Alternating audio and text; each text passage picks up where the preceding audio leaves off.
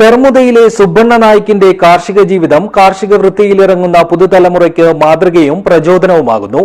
കഠിനാധ്വാനത്താൽ ഇദ്ദേഹത്തിന്റെ കൃഷിയിടത്തിൽ വിളയാത്ത വിളകൾ അപൂർവമാണ്. ദിസ് ന്യൂസ് സ്പോൺസർഡ് ബൈ ഗുണമേന്മയോട് കൂടിയ ഉൽപ്പന്നങ്ങൾ മിതമായ നിരക്കിൽ Sreekrishna hardwares MG road Kasaragod. മണ്ണിൽ മനസ്സർപ്പിച്ചാൽ വിജയമുറപ്പാണെന്ന് തെളിയിക്കുകയാണ് പെർമുദയിലെ സുബ്ബണ്ണ നായിക്ക് എന്ന കർഷകൻ. കഴിഞ്ഞ 28 വർഷമായി കൃഷി ജീവിതത്തിന്റെ ഭാഗമാക്കിയ ഇദ്ദേഹം വൈവിധ്യമാർന്ന കൃഷിരീതികളിലൂടെ നാടിന് മാതൃകയാവുകയാണ്.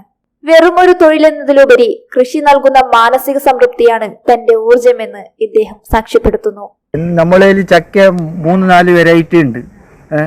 നല്ല സ്വീറ്റായിട്ട് തിന്നാനുള്ളത് നല്ല സ്വീറ്റ് ഉള്ള ചക്കയും ഉണ്ട്. അതേപോലെ ദോശ ആക്കാൻ നല്ല മസാല ദോശൻ്റെ പോലെ വരുന്ന ചക്കൻ്റെ ഒരു മരവും ഉണ്ട്.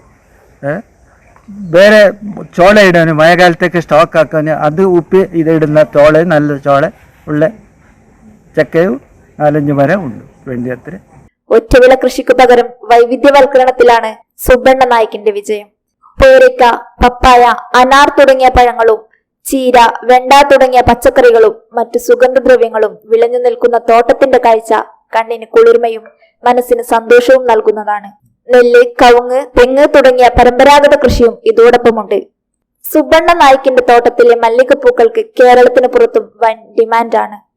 ഇവിടെ വിരിയുന്ന പൂക്കൾ പ്രധാനമായും കർണാടകയിലേക്കാണ് കയറ്റി അയക്കുന്നത്. തരക്കാരി നെല്ലിൽ തൊണ്ടയ്ക്ക, കൊഴക്ക, ബസള, ചീര, പിന്നെ ഇതുപോലെ ആക്കുന്നു. ഫ്രൂട്ട്സിൽ ദാളിമ്പ്, പേരള, പിന്നെ പണ്ട് അനനാസ് ആക്കിയിട്ട് ഞാൻ ഒരിക്കൽ സക്സസ് ആയിട്ടുണ്ടായി. ഇപ്പോൾ അത് ഇളക്കി ഞാൻ അല്ലെങ്കിൽ ഞാൻ ഇവിടെ തന്നെ എൻ്റെ മിസ്സസ് പുഷ്പലത നിലത്ത് ഓള് സഹായിക്കുന്നു. പിന്നെ ജാസ്തി പൂവായാൽ 5-6 പണിക്കാറുണ്ട് ഓരാക്കുന്നത്. നമ്മൾ ബായൻ്റെ പള്ളിയിൽ തന്നെ ആയിട്ട് കെട്ടുന്നത് കറക്റ്റായ മംഗളൂർ, ഉടുപ്പി മല്ലിക, ഇത് ശങ്കരാപുര മല്ലിക. ഇവിടെ നല്ലോണം ഡിമാൻഡും ഉണ്ട്.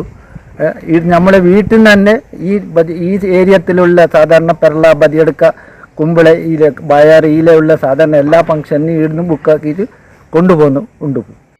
കൃത്യമായ പരിചരണവും വിപണന തന്ത്രവും ഒത്തുചേർന്നപ്പോൾ പൂക്കൃഷി ഇദ്ദേഹത്തിന് മികച്ച വരുമാന മാർഗമായി മാറി. 28 വർഷത്തെ ഈ യാത്രയിൽ വലിയ സംതൃപ്തിയുണ്ടെന്നും മണ്ണിൽ അധ്വാനിച്ചാൽ അതൊരിക്കലും നമ്മളെ കൈവിടില്ലെന്നും ഇദ്ദേഹം പറയുന്നു. നെൽകൃഷിയും തെങ്ങ്, കവുങ്ങ് എന്നീ കൃഷിയും സജീവമായി നിലനിർത്തുന്നതിലൂടെ പാരമ്പര്യവും ആധുനിക വിപണന സാധ്യതകളും ഒരുപോലെ കൊണ്ടുപോകാൻ ഇദ്ദേഹത്തിന് സാധിക്കുന്നുണ്ട്.